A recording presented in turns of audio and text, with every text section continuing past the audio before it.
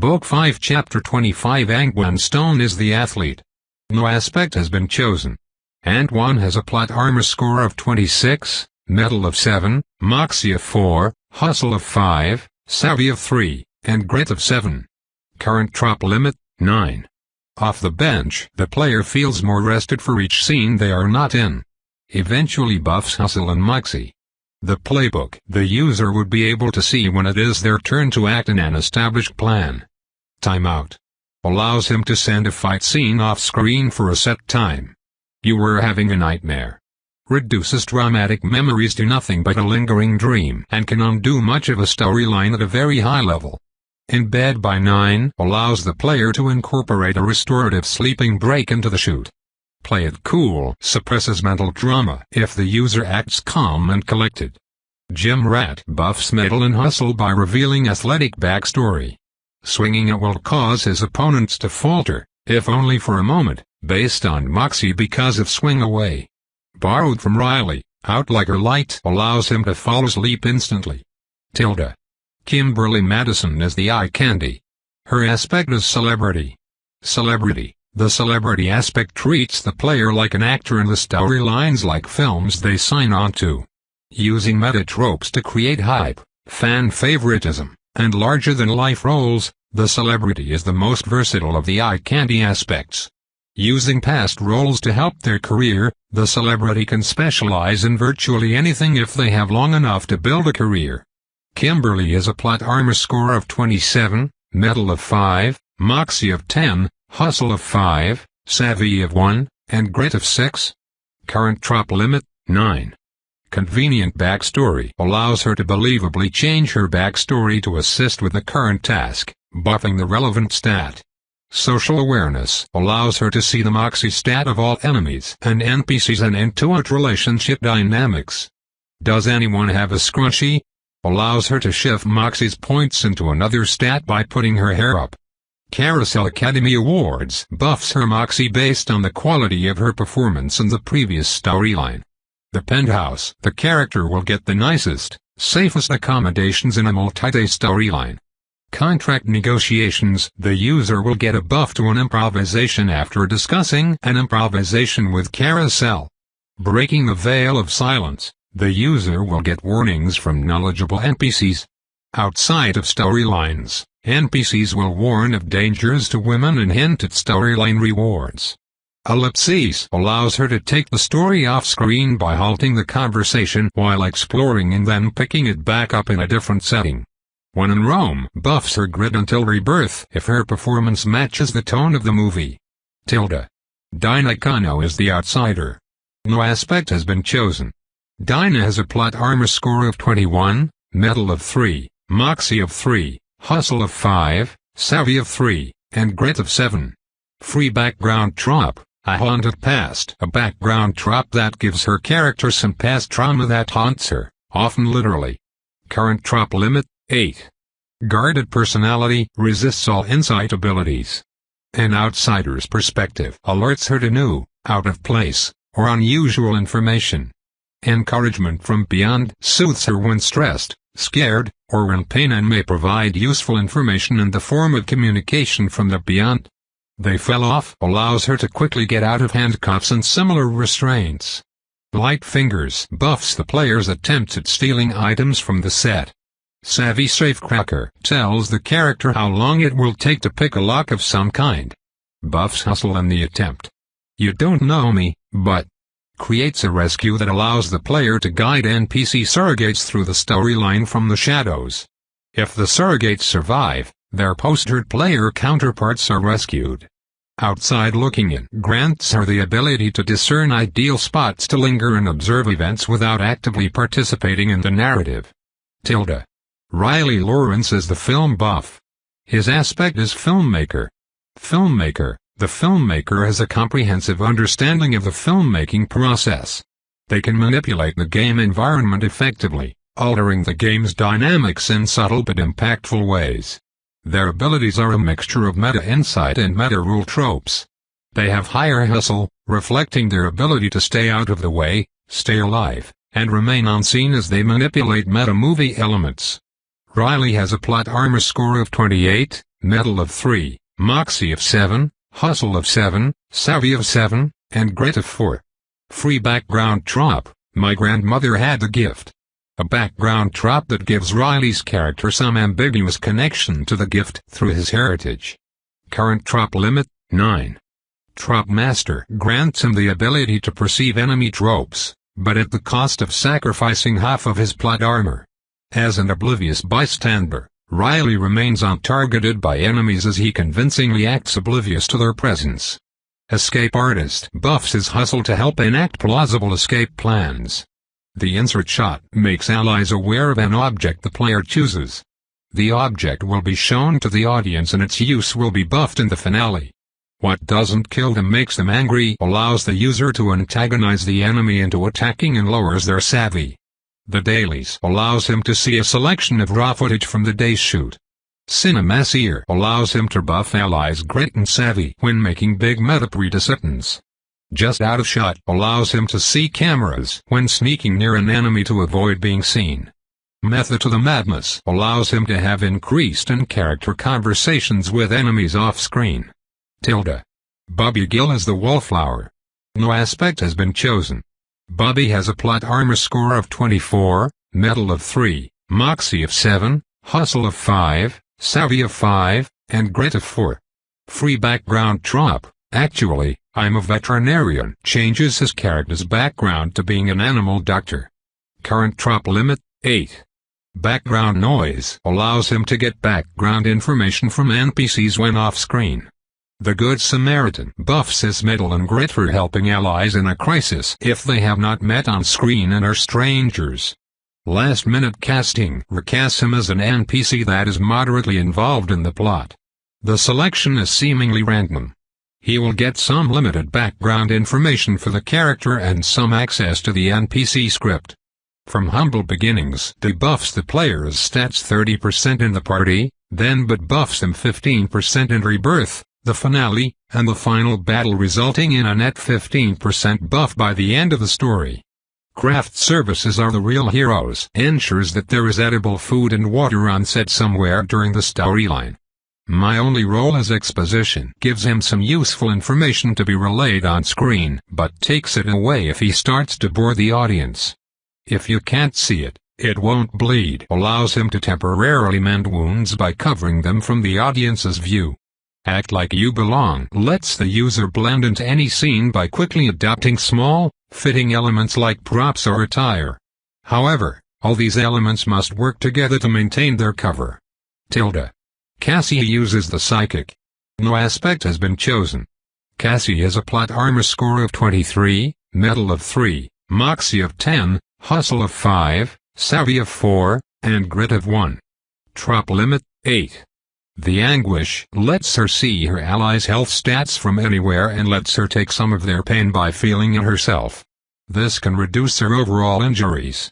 We Are Not Abandoned can keep her allies' spirits high by weaving a narrative of some higher power and control. When done well, this trop can heal incapacitation, certain forms of spiritual infection, and even buff grit. Reflective Jump Scare allows her to get a glimpse of the enemy when she looks in a mirror, giving her some small insight into what is in store. Foreboding Signs gives her insight into who will die next and how in character, allowing her to prepare for what is to come. Empathic Shield buffs an imperiled ally's grit by expressing genuine concern for them on screen. At Your Own Peril debuffs characters' grit and effective plot armor if they ignore her psychic warnings. Clarity of Purpose lets the user substitute moxie for grit when enduring tasks that cause constant pain, like handling dangerous objects.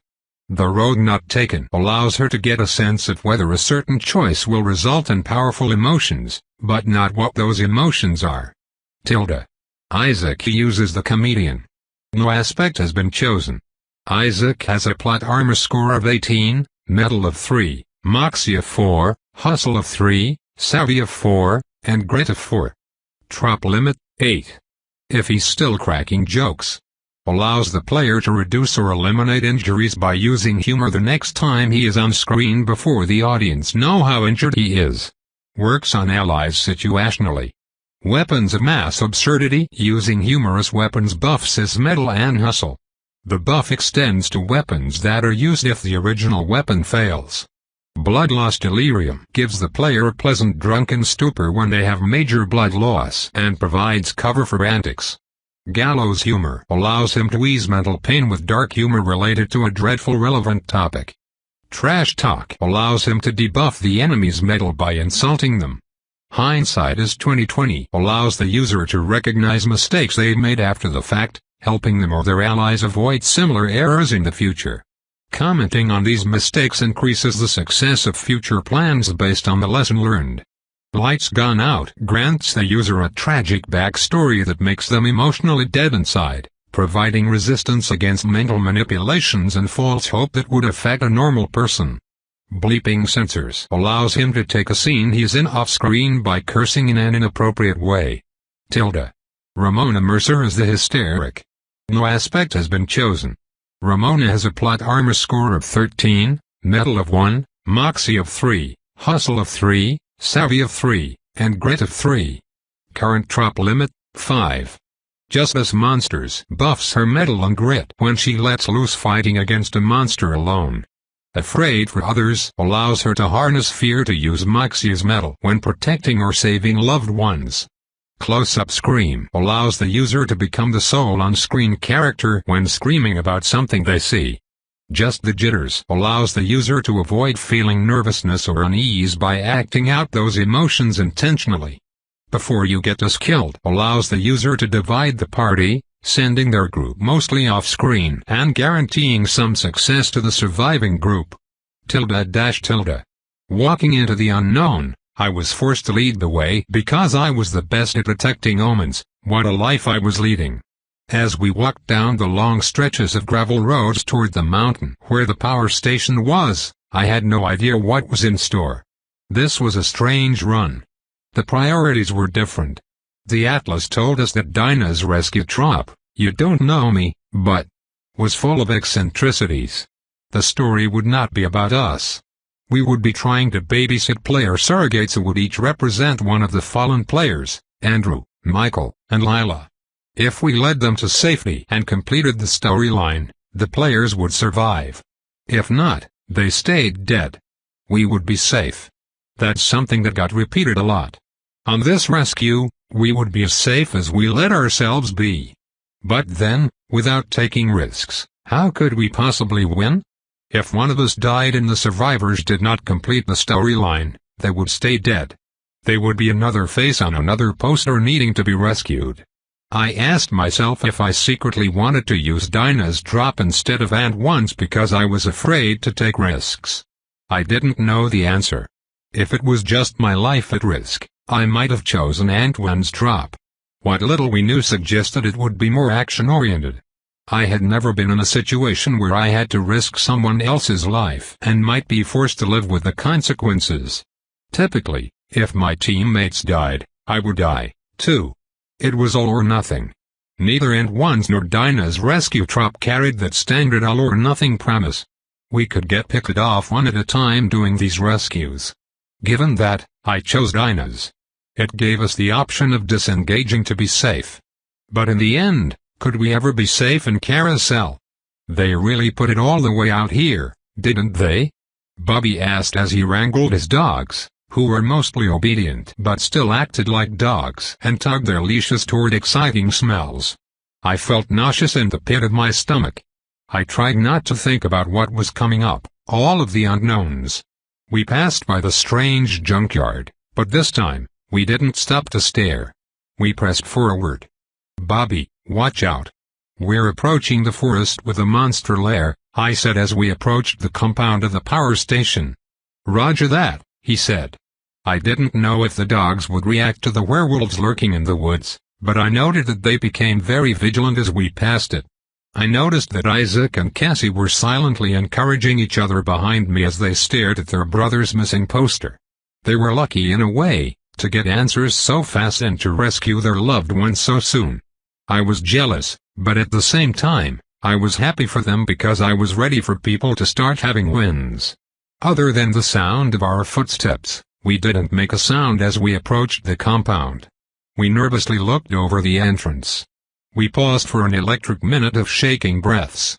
"It's so big," Cassie said under her breath. It was. It was a huge campus with tons of buildings, and none of them were small, other than the booth where you could buy a tour for $5, if only someone were there to accept your money. "What do we do to trigger it?" Ant-Man asked. "We walked toward the spray paint on the wall over there and then pass that through the alley. Do not touch or interact with anything else. Stay close to each other," I said. The spray paint read, "Death to Scabs." Isaac read it aloud. "What can it mean?" he asked. It could mean several things, I thought, but didn't answer. Perhaps scabs were the enemies we were facing. It would certainly make sense for a storyline called Itch. I envisioned zombie-like creatures with large claws and swollen tumors all over their bodies. I immediately stopped myself from picturing that because I really didn't want to confront a creature like that. We got to the spray paint. "It's fresh," Ant-Man said, noting that it looked like it had just been painted. And then we walked further down through the alleyway. The plot cycle appeared, and our choice was made. We were on to the party phase. I could see that we had successfully triggered a rescue because the word rescue was on the red wallpaper along with all 3 of the missing posters for players who had died in Itch. Behind us, we started to hear screams and taunts, and fear rose up in me because I worried that those scabs I made up were about to start chasing us. But when I looked behind us, I saw that the screams were not coming from inhuman parasites but from ordinary humans holding up signs and pickets, screaming "Death to Scabs" and other phrases that I couldn't quite make out. "Oh," Isaac said. "Scabs. I think we just crossed a picket line." Scab was a derogatory term for a person who worked the job of a striking worker, preventing the strike from having an effect.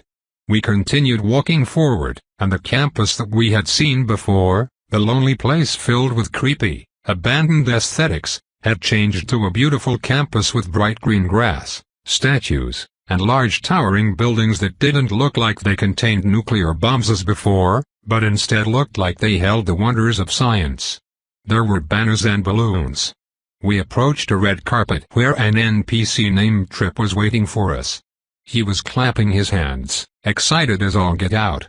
He was wearing a tweed jacket and a piano key necktie. "Oh, joy," he said as we approached. "Today is an auspicious day, don't you think?" he asked. "Took the words out of my mouth," Isaac said. All around us, NPCs were busy with hustle and bustle, wearing hard hats and shiny uniforms that scientists would wear in movies to keep themselves sterile. And yet, bewilderingly, they were wearing them outside. "As our 7 lucky winners, you are certainly in for a treat," Trip said. "But really, this is bigger than just one experience. This is about giving other people the confidence to explore without fear." Did you like that slogan, "Explore without fear"? My bosses say we shouldn't be putting the word fear into people's minds, but I think it suggests courage. "Explore without fear," he said as he opened and closed his hands, letting his fingers splay out. He shook his body as if that phrase was just so good. We all just kind of nodded because we noticed, first, that we were not on screen, and second, we still had no idea what was happening. Luckily, our ringer, Bobby, had already been taken off to his place somewhere in the storyline, and when we found him, he could fill us in on anything we missed along the way. His dogs were gone, too. Then again, it quickly became apparent that everything we had brought had been confiscated. Without our noticing, we were each holding a small duffel bag with Carousel Astronautical on the side. As I read those words, I stopped breathing automatically and had to force myself to take in air. Astronautical. Oh dear. We all looked at each other with clear alarm. Even Ramona seemed properly hysterical as we realized that this was not an ordinary power station. "Where's the power generator?" Ant-Man asked. "Isn't there a power station around here?" "We're pure nuclear," Trip said. I know. It's old-fashioned, but you should see the project we are building on the other side of campus. Fusion reaction. Who thought we'd get that in Carousel, huh? Finally catching up to the rest of the world. Exactly how advanced was this storyline? Now, If you'll follow me, I'll take you to the flight deck." He led us into a large building, bigger than a football stadium, with a covered dome that began opening as we walked inside. This gave us a beautiful view of the sunset-colored sky. "The stars are coming out to say hello," Tripp said. "Don't you worry. You'll be meeting them soon enough." As he led us into the building, we realized that the entire ground-level floor was mostly carved out, and there were multiple lower floors beneath us. At the very bottom was a white object the size of a large airplane. As we stared over the side of the railing down at the object, none of us could speak. We were off-screen, so we didn't have to worry about breaking character, so I just went for it. "Can you explain exactly what our duties entail?" I asked. "Just enjoy yourself," Tripp said. "It's testimonials from ordinary people like you that keep us in business. Trust me, if we could get space tourism to be as big as deep-sea tourism was 20 years ago, why, just imagine the possibilities." "What year is it?" Antoine asked as he stared at the white object down on the ground beneath us. "I know, right?" Tripp asked. "It feels like we're living in the future, like we somehow beamed that ship right out of the year 2000. "Yes," Isaac said. "Who knows what they'll come up with in the year 2000? "Who knows, indeed," Tripp said. "Just know that Carousel will be leading the charge, and in some small way, your feedback could help decide that question." "It looks like the ship from 20,000 Leagues Under the Sea," Dinah said quietly to me. She was right. It looked just like the Nautilus, the ship from 20,000 Leagues Under the Sea. Except it was eggshell white, and the edges were all rounded. It definitely had spherical porthole windows and an aquatic animal look to it. Of course, it also had the obvious thrusters and wings that made an X shape when we looked down on it from above, but it didn't really look like a rocket. It looked organic, like the dried bones of some cosmic being. And it didn't fit in with anything else in the building. While it was white and rounded and looked like a 1960s vision of the future, all of the tech around it looked brutalist and early cyberpunk. The computers looked like props from a 1980s sci-fi movie, and all of the partial rockets and other spacecraft that surrounded the white ship had exposed metal features. "It doesn't quite look like it belongs here," I said under my breath, without really understanding why I felt that beyond basic aesthetics. "Oh, she's state-of-the-art," Tripp said. "You're so lucky to be able to go up on her." Tripp led us forward, but truthfully, all of my muscles were numb as we made our way through the facility and over to an elevator with glass panels that would lower us down. It didn't feel real. We passed by blinking and beeping machinery that looked very much like the control panel I had seen on the movie poster. Were we really about to go in a spaceship? The vets had said that Carousel plays its role too. That's how we explained that sometimes small-town Carousel had skyscrapers, and other times, the river that ran east to west instead ran northwest to southeast. But a space program?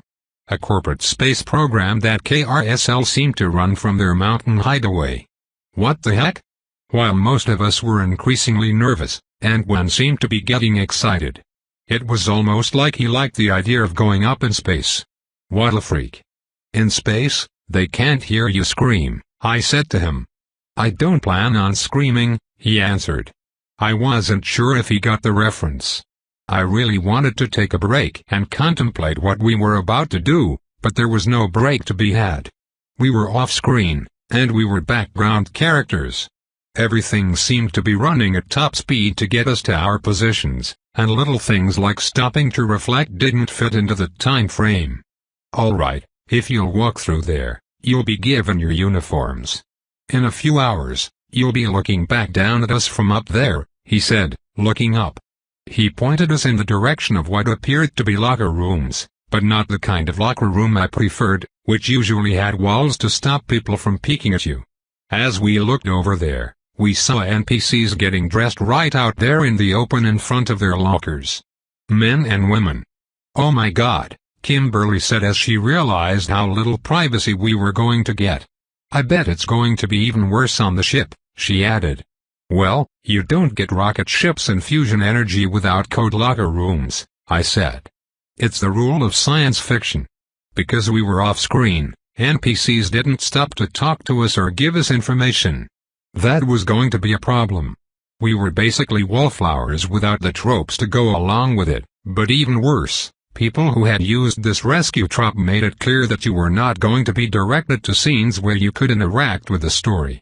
You would have to find your openings on your own. This was going to be work. And Antoine got right on it. "Hey, buddy," he said to an unclothed, hairy guy who had no shame standing in the locker room. The man turned to us. His name was Rudy, and he had a big, wide smile. "You must be the prize winners," he said. He stuck out his hand for Antoine to shake, and Antoine did. "I was just wondering," Antoine said, "what were all those people protesting outside?" "Happiness," he said. "A bright tomorrow, you know, the normal things that people like that protest." I didn't know what ism was going on in this story, but it was one of them. Whether it was fascism or corporatism, something was up. "No, really," Antoine said. "I'm telling you," Rudy insisted. "They were too picky, didn't want to go up, and now they don't get to." He continued getting dressed. The problem was that Antoine did not have a whole lot of moxie. I had plenty, though. "Come on, man, give me the dirt. Don't trash talk them without letting us in on it," I said. Okay, Rudy said. "Those sapsuckers out there, they would have been rich, but they went to their union over some minor issues, went on strike, and got replaced." "I didn't realize that astronauts could unionize," I said. "Them? Astronauts?" Rudy asked. "No, those are miners. I guess they couldn't get their parents to sign their permission slips," Isaac said. Rudy laughed generously. "They are space miners, supposed to be professionally trained, but apparently, they weren't too enthusiastic about keeping their jobs, so they've been picketing us for the last 18 months or so, if you believe it. If they don't have to work for 18 months, then they must not need jobs." "Space mining," Antoine said, impressed.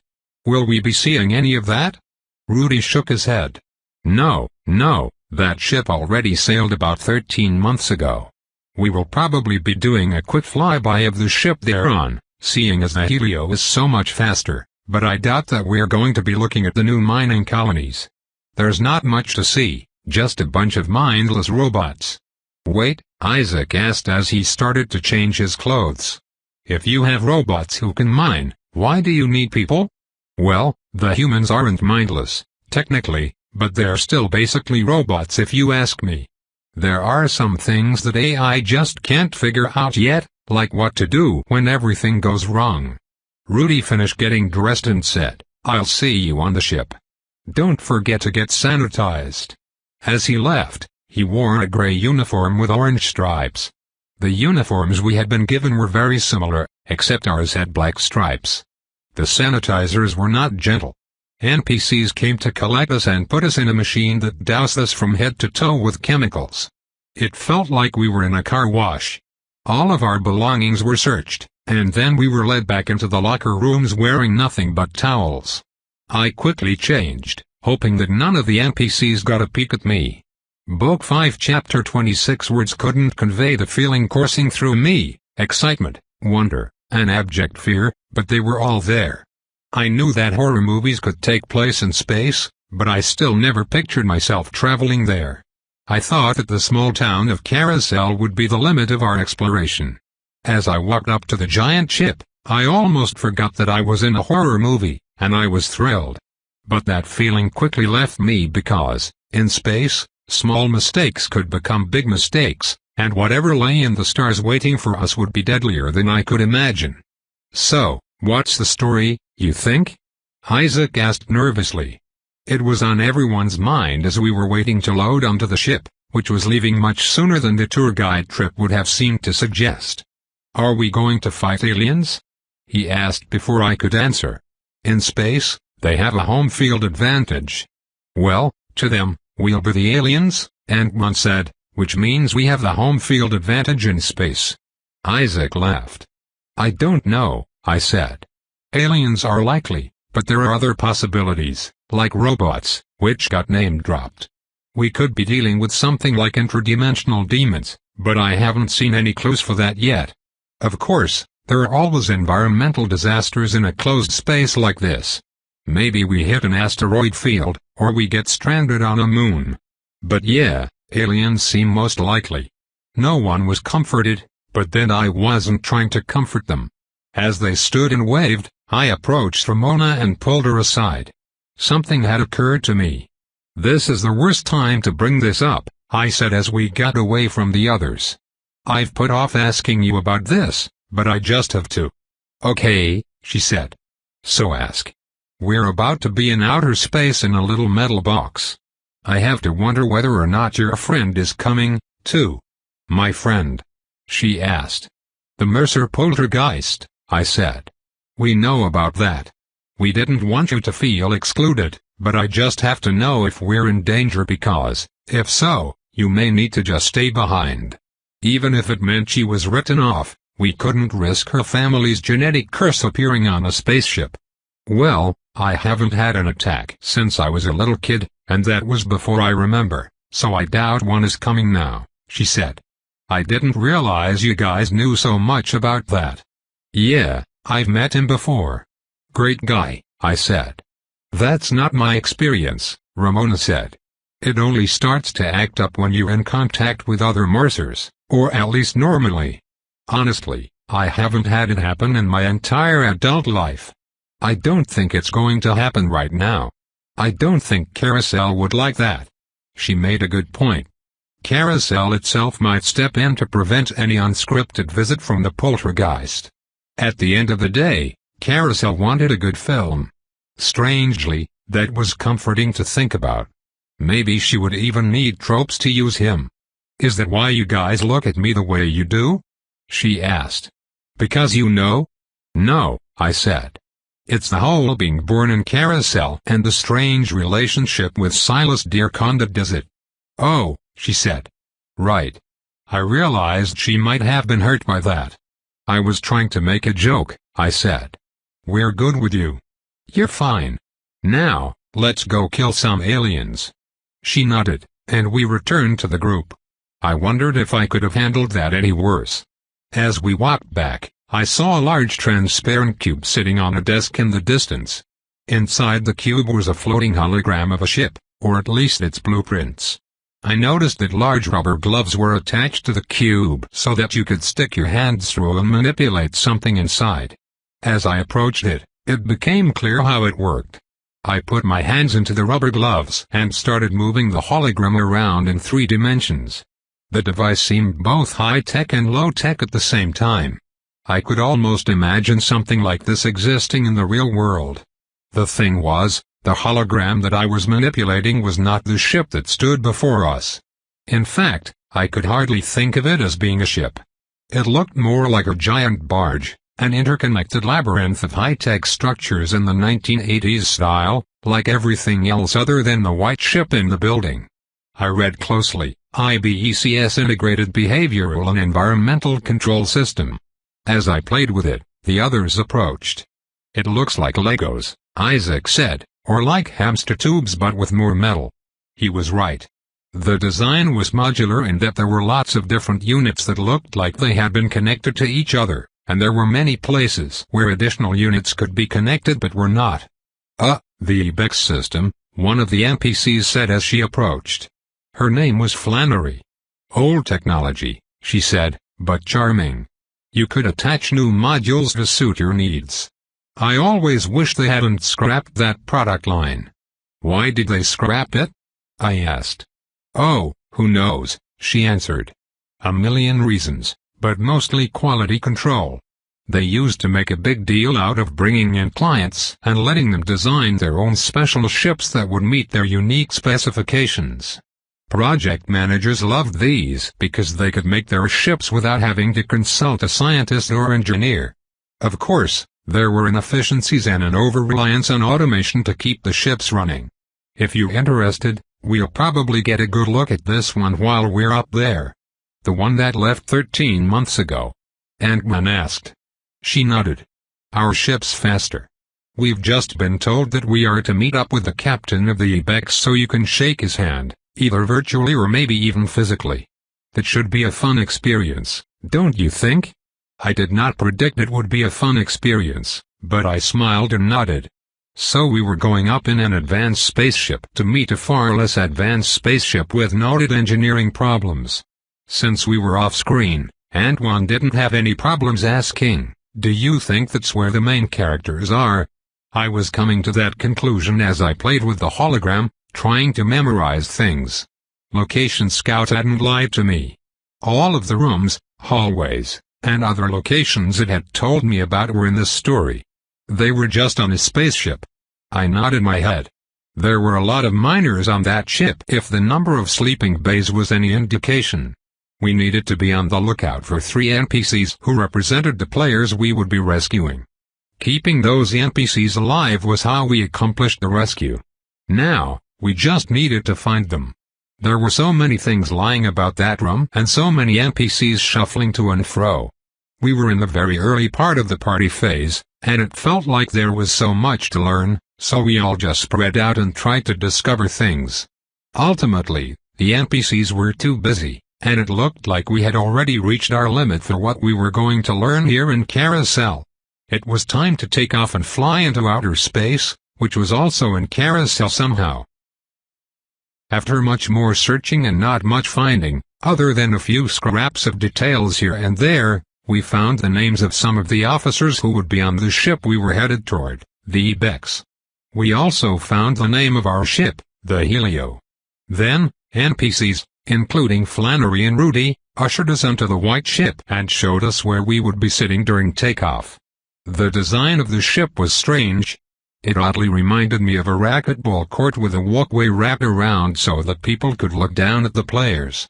It was an odd description, but it felt right. We would sit down in the place where the court would be, and up above, on the walkway, was the bridge.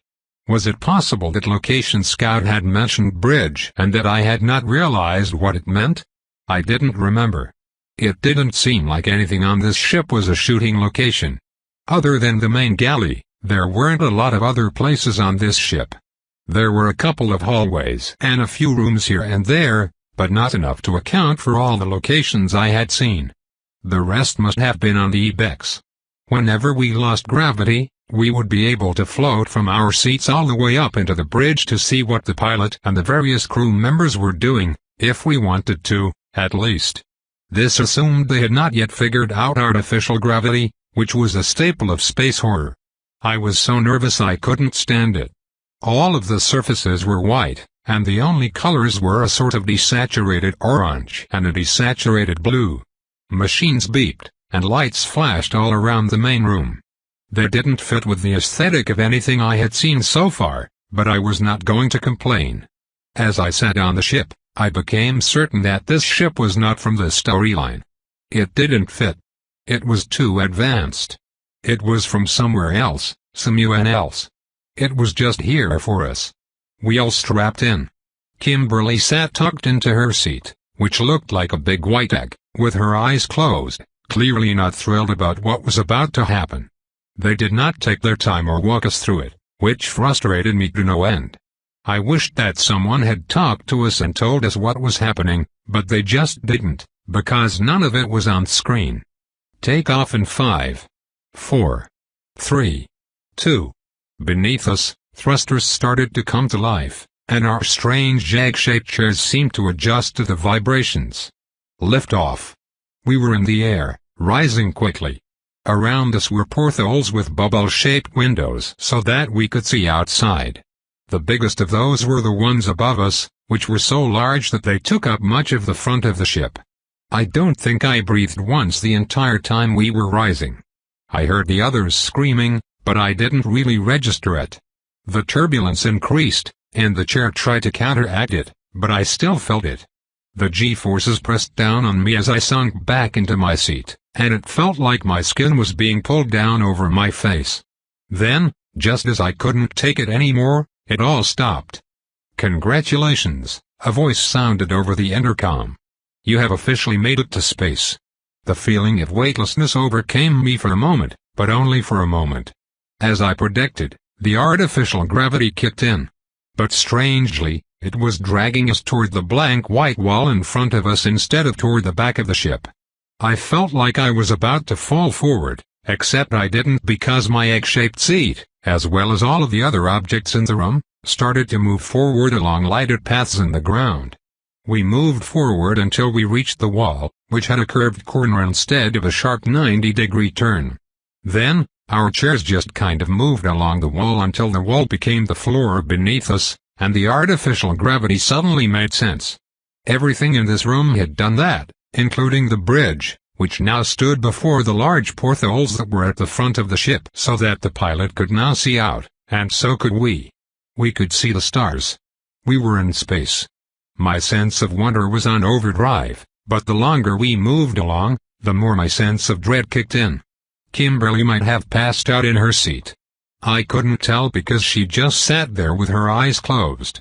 Isaac looked dizzy, and Cassie was crying. Antoine was still excited and was hooting and hollering. I wanted to throw up or pee my pants.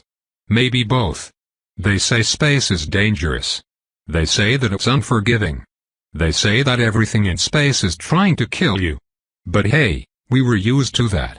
Book 5 Chapter 27. It was impossible to forget that I was in space. Even as I stood up and walked around to explore the futuristic vehicle, I could always see the stars through the numerous viewports around the ship. I didn't know if it was the result of Carousel's magic or just the magic of space travel, but I felt an overwhelming awe as we soared through the final frontier. I had a theory that I was never able to disprove. I believed that the ship we were on had nothing to do with the storyline we were running. It was only there to transport us to the setting of the real story. Part of that was the aesthetic difference between it and the rest of what we had seen, but more than that, it was the sterile environment. There was nothing to be learned here. There were no clues about the storyline hidden throughout most of the ship. The NPCs were also very uninterested in the amazing technology that they were operating mindlessly. It was almost as if they themselves didn't realize how incredible this ship was. I couldn't shake that feeling. There were only 2 NPCs actually awake aboard the ship. There were 3 others, but I wouldn't see them for a few hours after we took off. If there was only one part of the ship that was relevant to the story, it was in an area called the Cryo Sleep Quarters. Interestingly, even though the room was called Cryo Sleep Quarters, when we entered it and looked around, it became clear that cryo sleep was an exaggeration. The NPC Flannery was there to explain to us something called the deep sleep chambers. These chambers stuck out like a sore thumb. They were made of polished metal, not that weird white material that the rest of the ship was, and they had lots of loose hoses and cords coming from them. Whereas every other piece of advanced technology on the ship seemed to operate without any such cords, the deep sleep chambers fit better in with the technology we had seen back on the ground. "What do you mean, deep sleep chambers?" Dinah asked. "Well, you'll go to sleep in these beds, and they'll keep you alive for the dull parts of the flight," Flannery explained. Dinah did not seem very happy about that. In truth, none of us did. "How long exactly will we be asleep?" Kimberly asked as Flannery started to open up one of the chambers to show us what it looked like inside. Although the upper of the chamber lid was covered in glass, it was difficult to see inside because that glass was frosted. "It should take us approximately 4 months to catch up with the Ibex," Flannery said. We all looked at each other. Being off-screen, we didn't have to hide what we were thinking. "I really hope that's a fake 4 months, Isaac said. We couldn't imagine spending a literal 4 months asleep, wasting even more of our lives on one storyline, but we totally believed that it was possible. "Don't worry. It really is just like falling asleep," she said. I examined the machine closely, along with the others. 3 of them were in use. It was easy to tell because we could see the NPCs inside of them through the frosted glass on the red wallpaper. I was hoping that Bobby would be inside one of them, but he wasn't. That would be cheating because he would have the general backstory for his character and be able to fill us in on everything we needed to know. "How about that thing over there?" Cassie asked, pointing toward one of the pieces of machinery on the wall of the room. It was quite large, and it was made of the same white material that everything else on the ship was. At first, I didn't think anything of it, but then I realized that it did show up on the red wallpaper in the way that trop items did, except it had no trop, it was just labeled Formother. Flannery looked over and said, "That's our Formother. It contains genetic samples from all the animals on Earth and is capable of cloning them. In fact, we have some samples that we're supposed to be supplying to the Ibex." Get this, one of the officers asked for clones of his dogs. She started to laugh. It sounded like we had found Bobby and his dogs. "So you're telling me that this machine can create any animal it wants based on its genetic code?" I asked. "Yes," she said. "It's something new Carousel is trying just for this flight. One day, it will be a basic requirement for all starfaring ships. In case it gets stranded on a new planet without much life, it can seed the planet with animals from our world and help make sure that they have the traits they need to survive on that planet, either as a food source for humans or simply to spread the embers of life around the universe. Or, in this case, carry dogs into outer space." I had a hard time believing that the same civilization that built these 90s anime deep sleep chambers was able to build a sophisticated cloning machine like that. I imagined that it hadn't. That machine wasn't part of the story. It was a prop. "I have a question," I asked. "Is there some part on that contraption that, if it went missing, would shut the entire machine down so that it couldn't be operated?" Flannery looked at me, confused, but after a few moments, she said, "Sure. It has a dynamic spark in its power relay that would shut it down if it went missing. But I assure you, we checked, and it is there." She left us inside the room, and I turned to Dinah and said, "Maybe it would be best if the dynamic spark, or whatever it is, went missing. I really didn't have time to deal with clones. I just want your bosses to know that if the idea is that we're all tourists who won a prize to get to see the solar system, then putting us inside ice boxes like this is counterproductive and inconsistent with our underlying character arcs," Isaac said aloud as the lid on his deep sleep chamber was being closed. "I have told you a dozen times that you are not going to be frozen," Flannery said. "You're just going to be put into an induced sleep and fed intravenously." He was having fun with her, watching how she reacted to his rants and remarks. He knew that somewhere, someone was writing a script for her, and he was dead set on talking directly to them. "I also know what intravenously means," Isaac said, "and you haven't put any tubes in me yet, so I don't know how this thing is going to work." Flannery closed the lid, and while he was muffled, we could still hear what he was saying because the deep sleep chambers were not airtight.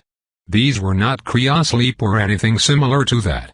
We were literally just going to be put into induced comas, or at least that's what the lore of the storyline indicated. Carousel's magic would probably do the real trick. We had yet to be on screen during our entire trip, which told me that nothing that was happening mattered. Isaac had a point. Our characters were allegedly contest winners who got to tour the galaxy so that we could write testimonials used in advertisements for Carousel's space tourism ventures. But that was a very thin premise that was clearly not part of any story. It was just supposed to help us understand why we were there. The real story was on the ship we were headed toward. The deep sleep chamber was actually quite comfortable. At first, it looked like I would be lying on a cotton sheet, but it wasn't cotton. It was a soft material that felt like fabric but was clearly rubber or gelatin or something similar. Laying down on it felt like I was floating. There was machinery inside that started to wiggle as I lay down and got comfortable. I jumped when I felt some weird machinery jiggle my thigh muscle from underneath the gelatin I was lying on. "Don't worry about that," Flannery said. "The machine is designed to make sure that your body gets the movement it needs to stay healthy while you're asleep." "You said we'd be fed intravenously?" I asked. "Yes," she said. The thing was, I could actually see the part of the machine that was supposed to fit around my arm and connect a series of tubes to my circulatory system or whatever, and yet she made no effort to attach it. I had a feeling that we weren't actually going to be put to sleep, not using whatever technology the bed was designed for. Then why were we being put in the beds at all? Was this a learning opportunity? I lay back and rested my head on a pillow made of the same material as the rest of my body. I watched as the frosted glass moved up and covered my face. I looked around and realized that while the technology had reminded me of something that would take hundreds of years for humanity to develop, it wasn't the futuristic thing that it appeared to be. There were no fancy arms that could stitch my wounds or perform surgery. There were no holographic displays of my vitals. It was just a fancy bed and some sleeping chemicals. While the ship that we were on was so advanced that I couldn't even picture humanity being able to build it, this device was not. While it was difficult to imagine it being built in some alternate history as 1980s, it wasn't impossible. It felt grounded and real, and for that reason, something was foreboding about it. Unlike the futuristic ship, which was basically magic to me, this chamber felt like a product, a house appliance. I lay there and tried to identify what my misgivings were about it, but while I was thinking about it, I fell asleep.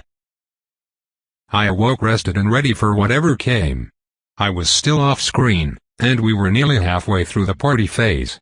All of this, and we still didn't know what this storyline was about.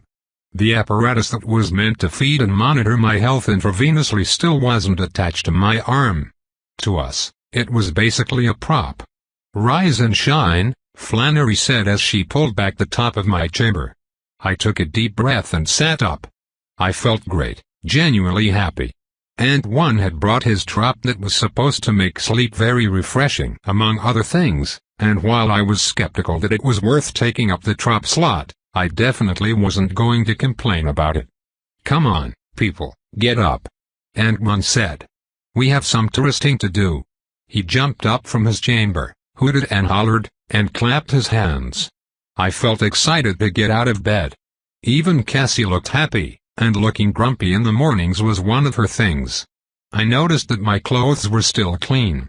It was almost as if I hadn't really been wearing them for 4 months.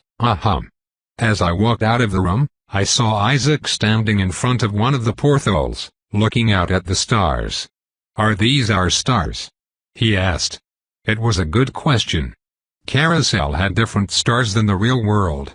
I hadn't quite memorized them in the way that I had the Big Dipper or Polaris, so it was hard for me to say if we had actually moved into outer space or if we had just been flying in circles. To Carousel, would that be a trivial thing? Would it be hard to send us out into the galaxy for a storyline? I had no idea. Book 5 Chapter 28 "Hey, you're awake," said Rudy, the only other named NPC on the ship besides Flannery. There were 3 others, but they were named Ship Assistants 1, 2, and 3. Rudy was something of a captain, but it was hard to tell what his actual rank was until he said it later. I didn't even know if he would have lines in the actual storyline or if he and Flannery were just here to guide us to where we needed to be. "We're having a little bit of trouble here with the Ibex," he said. "Here we go," Ant-Man said. "What kind of trouble?" "Nothing big. They're not putting out a mayday or anything like that, but we can't get them to respond. The Ibex itself is responding, but it would appear, well, here, let me just call again." "Why would you show us the message? Aren't we supposed to be reviewing you or something? Why would you want us to see you fail?" Isaac asked under his breath. Luckily, Cassie was there to elbow him. I didn't think Carousel would punish him for mocking it off screen, but it might. He was a comedian, so it wasn't exactly unexpected, but I sure wished that he would vent his frustrations without his little jokes. As someone who felt they had a disturbingly personal relationship with Carousel, I didn't think he wanted to poke that bear, but I couldn't quite get him to stop completely. "Here's the Ibex," Rudy said. "Hello, you can call me Ibex. Is there something I can help you with, crew of Ahelio?" "Yeah, Ibex," Rudy said. "We've got a rendezvous with you coming up, but we can't seem to signal Captain Marlin. Can you help us out with that?" "Of course. Would you like me to send him a personal message? He can read it when he wakes up." "Is he not up?" Rudy asked. "Is he still in deep sleep? While I appreciate your concern for Captain Marlin's health, information about Carousel employees, especially officers, is private. I'm sure you can understand." Rudy hit a button on his control panel, which appeared to mute his mic. "Oh, these damn things," he said. "Computer, is the Ibex running an outdated artificial intelligence?" The ship we were on, which I had not yet heard speak, suddenly spoke. "No, Captain. The Ibex has been updated with the latest compatible artificial intelligence. Its central computer could operate under strict Carousel operational procedures." Rudy looked back at us and said, "You gotta learn how to speak to these things. They are really smart out of the box, but then corporate goes in and gives them parameters and limitations. You never know what you're gonna get." "It's not going to tell us about what's happening on the ship?" I asked. "Well, hold your horses," Rudy said. "We just have to find somebody with clearance to tell it to wave them. These old eyes can be a pain in the butt, but they do respect rank. Wave must have meant message in this context." He would go on to repeat it a lot. He tapped the button on his control panel again. "Ibex, this is Captain Mills of the Helio. I'm commanding you to wake your captain." "Hello, Captain Mills," the AI said. "As you're captain of the Helio and not captain of the Ibex, I am not beholden to your orders unless commanded to be. Can you send a wave to any high-ranked officer aboard so that I can talk to a human?" Captain Mills asked. Ibex seemed to think about that for a moment. "Unfortunately, I am restricted to act under the authority of Captain Marlin or any of his officers acting in his stead." "Yes," Rudy said. "I'm asking you to let me talk to one of those officers. Tell me what you would like to say, and I will send it to them as a message," Ibex said. "They can read it when they wake up." Was everyone asleep? This went on for an embarrassing amount of time before we realized that it was just happening on a loop. Rudy Mills would never be able to break through the AI. That was our job. "Just a moment, Captain," Angman said. He looked at me and shrugged his shoulders as if I was supposed to have something to say. I thought for a moment, and that's when I remembered the plot cycle had been moving without us. It wasn't because of anything that we were doing. We were still off-screen.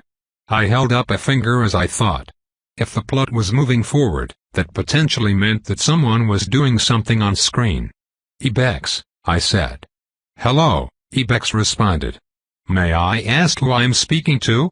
"Riley Lawrence," I said, not knowing if that would mean anything to the supercomputer. "Mr. Lawrence, you are one of 7 prize winners with KRSL's Spotfaring initiative. I have been given direct orders to engage with you on any matter you have clearance for. You have the rank of ambassador. What would you like to discuss?" "I'm an ambassador?" I asked. "Okay, ambassador, what would you like to ask?" he responded. I rolled my eyes. "Can you give us a wave to any person on the ship that is awake?" I asked.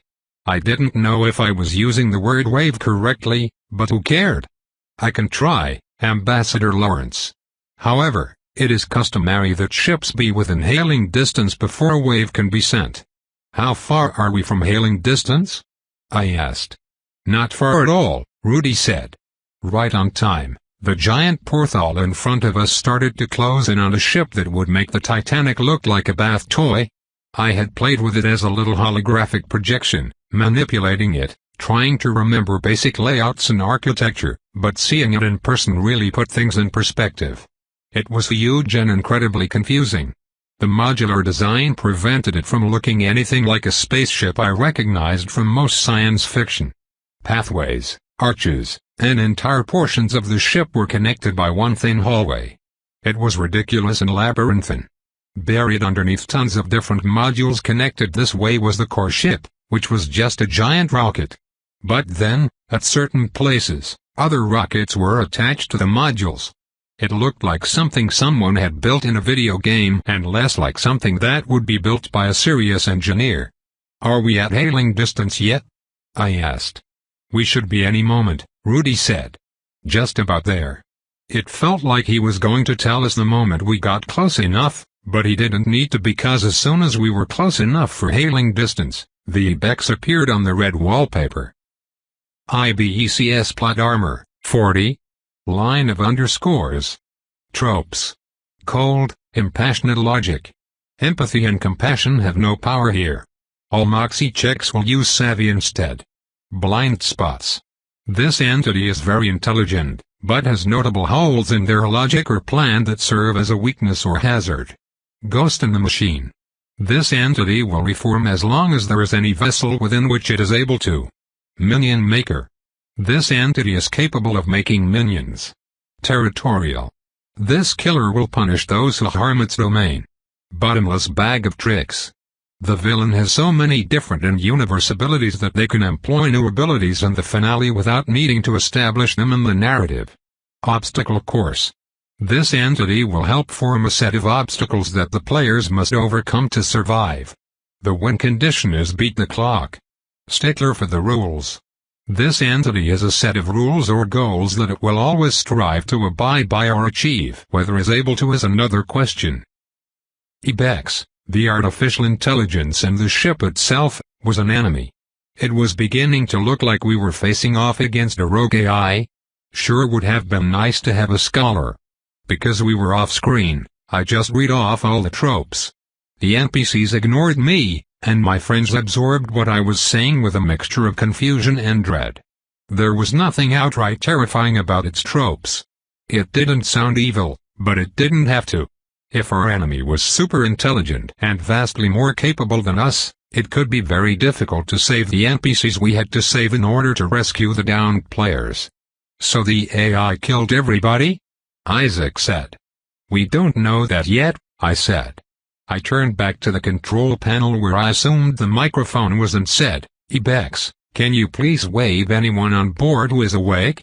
I'm sorry, Ibex said. Can you specify who you would like to talk to? I looked at my friends.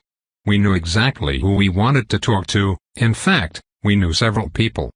Can we speak to Bobby Gill, please? Officer Bobby Gill. Flannery had told us that one of the officers had his dog's DNA carried to him in the cloning machine. I could think of a person who might like something like that. I'm sorry, Ibex said. Officer Gill is indisposed. He's asleep? I asked. Officer Gill is indisposed. Would you like to talk to someone else? Sounds like the rogue AI already killed Bobby, Isaac said. I ignored him, though oddly that comment did make calmness wash over me, thanks to Isaac's gallows humor drop. This is Cassie Hughes, Cassie said. I'd like to speak to Dr. Andrew Hughes. Miss Hughes, Ibex said, yes, I think I can allow that. You're listed as Dr. Andrew Hughes' emergency contact.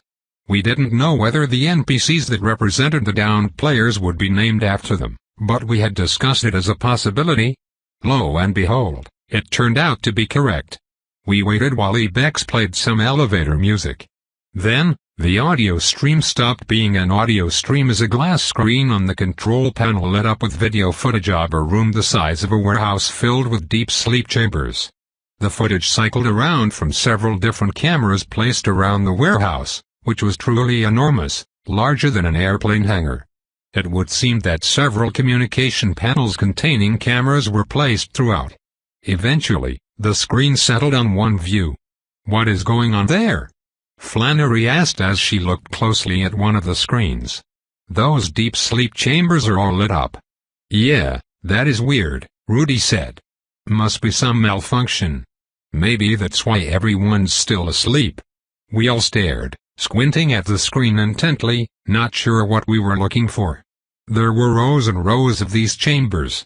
I was reminded of the strings-attached basement filled with casks of wizards, except there were even more of these sleep chambers stacked on top of each other, with ladders in between them like bunk beds. They all flashed red, except for three, the three in the center of the frame that the current camera point of view was staring at. These three were special because they were not stacked on top of each other. They were on a weird platform underneath a large industrial air conditioning unit. From what I could tell, it almost looked like their chambers had been stuck up under the machine as an afterthought because there was no way that they could stand up straight if they were to get out of their chambers. Every inch mattered when you were trying to transport cargo, even if that cargo was people. I could see the lights on the side of the chamber in the center of the three tucked under the air conditioning unit coming to life. It's waking him up, Rudy said, as if reading my mind. It was kind of interesting watching and waiting for the person to get out of the chamber. Would the NPC that was supposed to represent Dr. Andrew Hughes look like him, or would it just be some random guy? We didn't know, but I could see Isaac and Cassie holding their breath, waiting for the off chance that they might be about to see their brother. After a few moments, the top of the chamber slid down, and a man sat up. "That's not him," Cassie said, or at least started to say, because halfway through, she said, "What is wrong with his face?" Indeed, even though the picture was not very clear, there was something odd about his face. It was covered in red, bleeding splotches, and as the man climbed out of his chamber and approached, I could see a look of complete defeat on his face. At that moment, we were just over halfway through the party phase. As the man stumbled over from his chamber toward the communication panel, I could see that whoever this guy was, he had been through it. His eyes were practically dead. "Hello!" he screamed as he walked closer to the communication panel. "Please, is someone there? Please." On screen. Finally. "Dr. Andrew Hughes, I presume?" Captain Rudy Mills said. "Yes, thank God," the NPC playing the real Dr. Andrew Hughes said. Even through the screen, I could see him on the red wallpaper. In the place where he might usually have a trop, he simply had a small plaque that read, "Player Surrogate, Dr. Andrew Hughes. Dr. Archetype." His plot armor was 25. You don't understand. Ebex is maddening. It won't let us out of this part of the ship because of our rank. "Whoa, whoa, whoa, there, son," Rudy said. "Can you explain what's going on? Why am I having trouble communicating with Captain Marlin?" Dr. Andrew Hughes, or at least the man playing him, was broken. I saw tears streaming down from his face. "He's not available," he said. "It's nobody but the three of us. I think it's because we were stuck underneath that air circulating unit. I think it shielded us from them." "Shielded you from what?" Rudy asked, but as he spoke, Dr. Andrew Hughes continued to speak as if he was delirious. "We can't get Ebex to knock us back out, not for longer than a few hours. It says it's protocol. Everything is protocol. Please, Captain Mills, can you please tell Ebex to let us out?" "Take a deep breath, son," Rudy said. "I don't understand what the problem is. Why is everyone still in their sleep chambers?" Then Dr. Andrew Hughes started to laugh, or cry, or convulse, I couldn't tell. I could see the camera started to zoom in as he clicked a button on the panel. "Don't you see them?" Andrew said. "They're everywhere." As he zoomed in, I started to see something. It was strange, like piles of dirt surrounding all of the chambers in view. They were so small and so everywhere that when things were zoomed out, I couldn't quite make them out. It almost looked like grain in the picture. But as he zoomed in, I realized that these chambers were surrounded and covered by whatever those little brown specks of dirt were. "Oh my God," Dinah said. "Oh my God, oh my God." I still didn't know what we were looking at. It just looked like somebody had tossed coffee grounds around the entire room, piling them up near the chambers. "What is it?" Ramona asked, finally engaged. "You guys don't know what that is?" Dinah asked. I didn't, but as the NPC continued to press zoom on the camera panel, I started to get a better view of whatever those little things were. It never got close enough that I could actually see them, but I could see mounds of them. I could see them moving, wriggling. "Is this some kind of alien?" Isaac asked. To someone, it might have been an alien. Not to us. What we were seeing was one of the most vile creatures ever born across the multiverse. Bed bugs. Plot armor, 100. Line of underscores. Tropes. No rest for the wicked. This creature will relentlessly pursue its quarry with no breaks. Fungible enemy. This creature is composed of countless largely interchangeable units whose numbers will not diminish until the scene is concluded. There always seems to be more to come. Fate doesn't run. This creature will not run after its victim, yet they are never far behind in a chase scene. Buffs hustle saving throws. Obstacle course. This creature will help form a set of obstacles that the players must overcome to survive. The win condition is beat the clock. Thoroughly dispersed. This creature's group can instantly occupy the entirety of a set area, making it appear omnipresent and unpredictable to characters. Dark aura. This being has an aura with wide-ranging effects, from fear to some combination of status ailments. Aura will bypass all stats on first exposure. Zombie apocalypse is a setting. This creature is not a true antagonist but rather forms the setting of the storyline. Efforts to eliminate them will be hampered. The true conflict of the story is exacerbated by them. The madness. This creature infects characters with an assortment of mental ailments, including paranoia and sleep deprivation. The truth of the storyline began to form in my mind as I stared at the screen. This wasn't an action film. We weren't fighting aliens. This was something different, another breed of horror film altogether. Arguably, a harder one. This wasn't just a spaceship. This story was. This ship was. An escape room. Told continued. Thanks for listening.